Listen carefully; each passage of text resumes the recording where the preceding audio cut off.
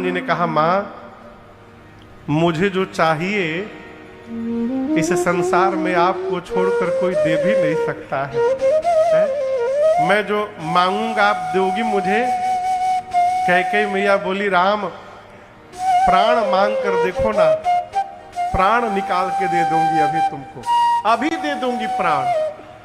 राम जी बोले, प्राण लेने नहीं आया हूं, प्राण ले लूंगा तो तुम मर जाओगे, लेकिन मैं जो मांगने वाला हूं ना मां, उसमें मरोगी तो नहीं, लेकिन मरे जैसी हो जाओगी। कोई तुमसे बात नहीं करेगा, कोई तुमको देखेगा भी नहीं, समाज तुमको भला बुरा सुनाएगा, तुम सबकी नजरों से उतर जाओगी मैया। कैकेयी मैया सुनती रही, फिर बोली, सबकी नजरों से तो गिर जाऊंगी, क्या राम तुम्हारी नजर से भी गिर जाऊंगी? तब राम जी बोले, माँ मेरी नजर में मेरी माँ सदैव महान बनी रहेगी, राम की नजर से माँ नहीं उतर सकती। तब कैकेयी मैया ने कहा, फिर जगत की नजर की परवाह किसको है राम? आप कहिए, जो कहोगी मैं दूंगी। तब राम जी ने कहा था, माँ पिताजी जब मुझे राजा बनाने का निर्णय ले, तब किसी भी प्रकार से मुझे आप वन की ओर भेज देना, ये राम जी ने मांगा था। इसलिए भूल कर भी मां कैकेयी, मां ने 2 वरदान मांगे। अब यहां एक श्रोता ने सरकार प्रश्न किया कि राम जी अपने लिए वनवास मांगे थे, तो कैकेयी जी ने भरत के लिए राज सत्ता क्यों मांग ली? केवल राम जी के लिए वन मांगती। राम जी ने केवल अपने लिए कहा था, भरत जी के लिए कुछ नहीं कहा था। वो मां ने अपने मन से मांगा, क्यों? अब इसके पीछे भी समझिए। हर मां चाहती है कि उसका बेटा जगत का सबसे श्रेष्ठतम बेटा में से एक हो, यह हर मां की इच्छा होती है।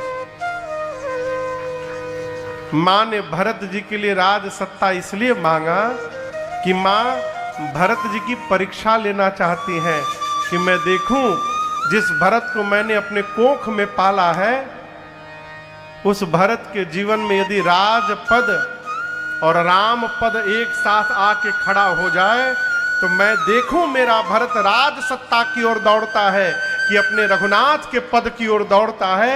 ये जानने के लिए मैया ने मांग लिया है?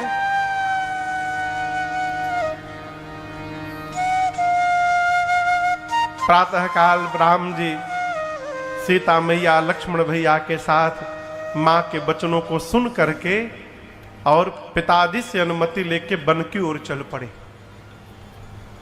होत प्रात मुनि बेश, कैकेयी मैया ने कहा था, मैंने सुमंत जी को कहा रथ लेकर जाइए, रथ पर बिठाकर वन में लेकर जाइएगा, सुमंत 4 दिन वन दिखाइएगा, वन देखकर राम लक्ष्मण सीता डरने लगे तो वापस ले आइएगा, राम न लौटे तो सीता को लेकर अवश्य आइएगा।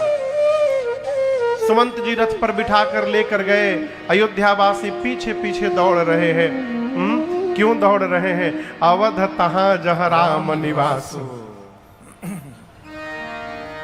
देखिए, सूर्य कभी भी पूरब दिशा में नहीं निकलते हैं।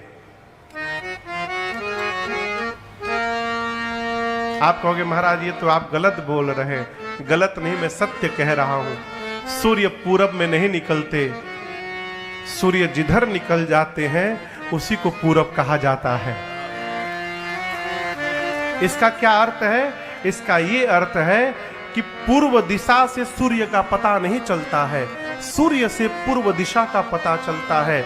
उसी प्रकार राम जी अयोध्या में नहीं रहते हैं, राम जी जहां रहते हैं उसी को अयोध्या कहा जाता है। अयोध्यावासी बोले यदि अयोध्या में राम ही नहीं तो ये अयोध्या कैसी अयोध्या? वो वन अयोध्या कहलाएगी। अयोध्यावासी राम जी के पीछे पीछे दौड़ पड़े। पहले दिन तमसा नदी के तट पर विश्राम हुआ। अपनी माया शक्ति से भगवान ने सबको गहरी निद्रा में सुलाया और सबको छोड़कर मध्य रात्रि में चल पड़े। अगले दिन श्रृंगवेरपुर में निषाद राजगुह से भगवान मिले हैं। नगर के बाहर शीशम के वृक्ष के नीचे कुशा की चटाई बिछवाई है निषाद जी ने।